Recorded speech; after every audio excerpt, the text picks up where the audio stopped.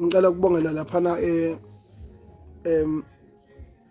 abantu abakwazile ukuhlabana emcimbini kadokotela uDumsankoba okuyena ohead ama-SATMA.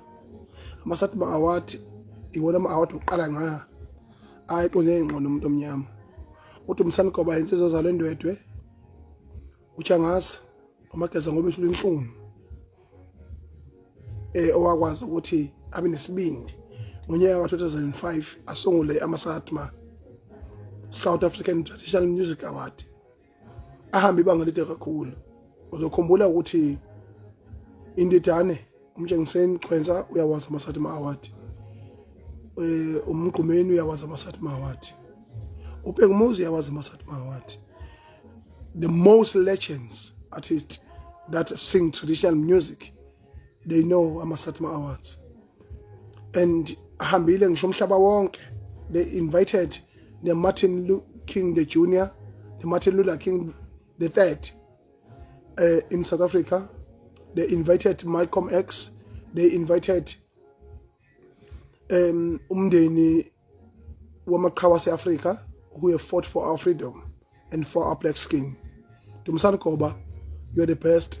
And Dumsankoba, out of all the challenges that South Africa is facing, you have managed to conquer and acknowledge the black skin.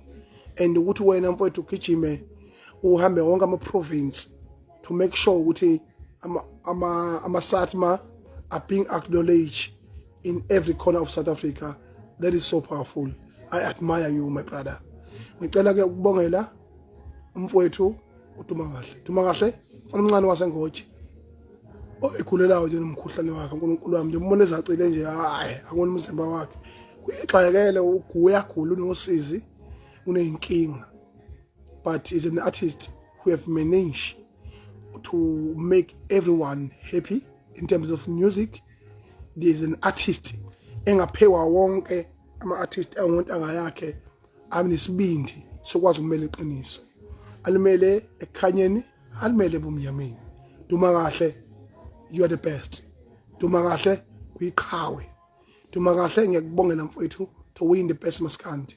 You must know that award yaphathwa uMgqumeni ngonyaka ka-2008. Leyo award yaphathwa iBhovula kaDikadika ngonyaka ka-2008. Ngokuthatha kancane lokho Dumakahle uyiqhawe mfowethu.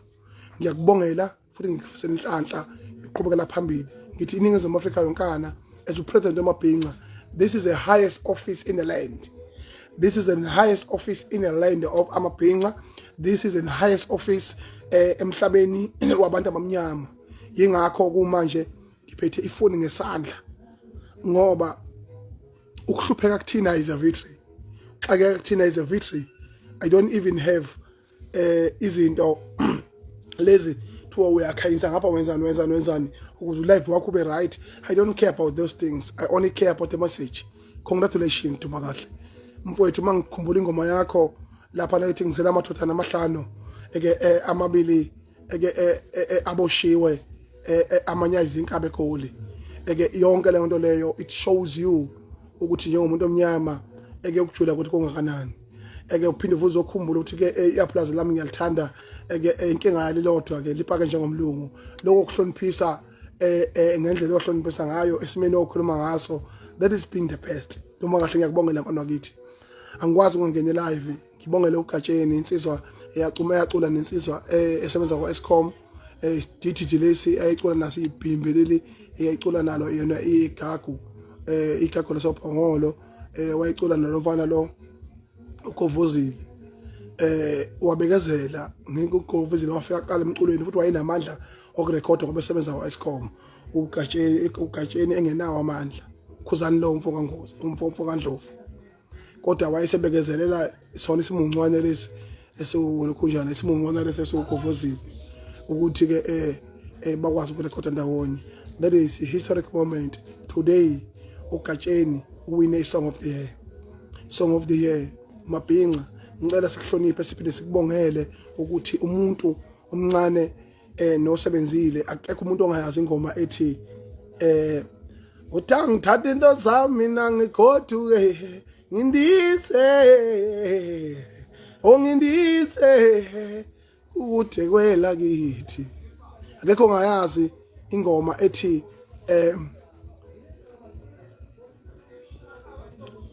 lapha ke ethi ke umfazi ongahloniphi ngeke azakane. So ke izinto ezinjengalezo kumalekile sizincomele mina ngamaskandi ngithi ngiyathemba uyabona umjolist ngithi yathemba uyabona umjabulisi lembongolo le nobuso obuqondile ngithi mina mfana wami sukumane nithathe ihlangu kubafana nabafokazana nenze sure ukuthi you become the best.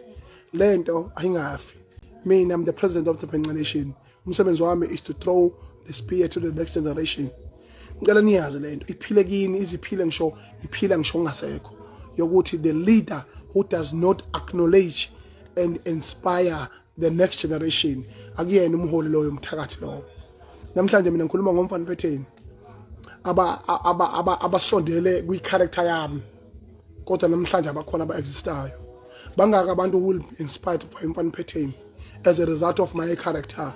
How can I suppress that person?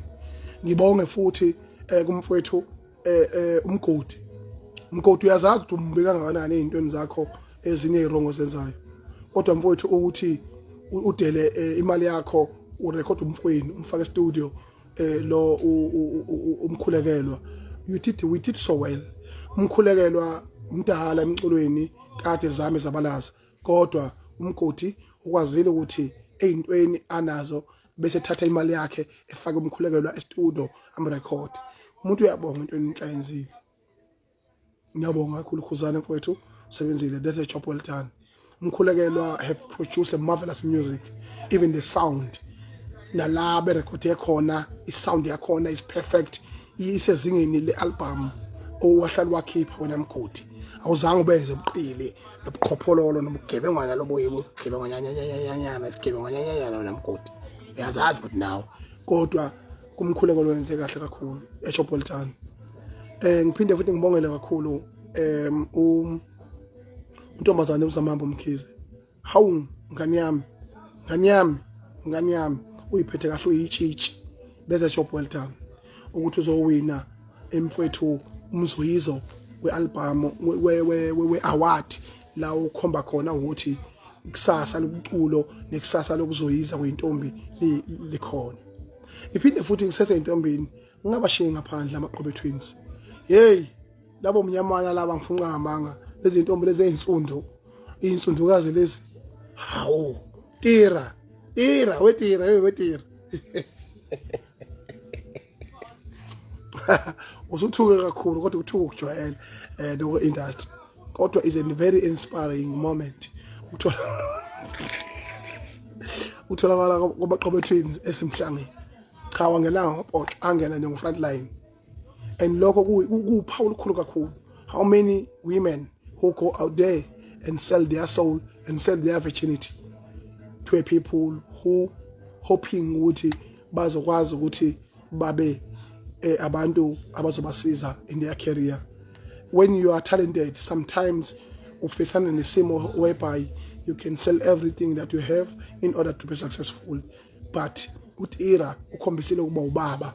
Tira ngiyabonga mfowethu phakathi eChopolitan ukuthi uvikele lezi ingane lezi umnyamana laba ofana nabo noba niqunqene nonke ukuthi lezi ingane zihlale zezintombi phinde futhi zikwazi ukuthi ziphathe ngendlela ziphethe ngayo eChopolitan. Ngiphinde ngibongele futhi kakhulu umfowethu lapha uduma kahle ngiyambongela uGatsheni ngiyambongela kakhulu. Ngiphinde futhi ngiqhakambise ukuthi ikusasa lamaskandi lisezingeni eliphezulu kakhulu. Ngiphinde ngibonga kakhulu ngibona ivideo yomfana lo isigubhu lesi leli idoko la ngapha emzimkhulu idoko leli kuthiwa lokhu yana lo mzimbo yohulu umzimbo lo oxegayo lo mfana lo bani ocula gospel lo manje Jumbo mfowethu namhlanje ngiyasho ukuthi mina noma uyisaku nje kodwa isigubhu njalo hayi is long overdue. I've been denying it for a very long time. Yakuthi wena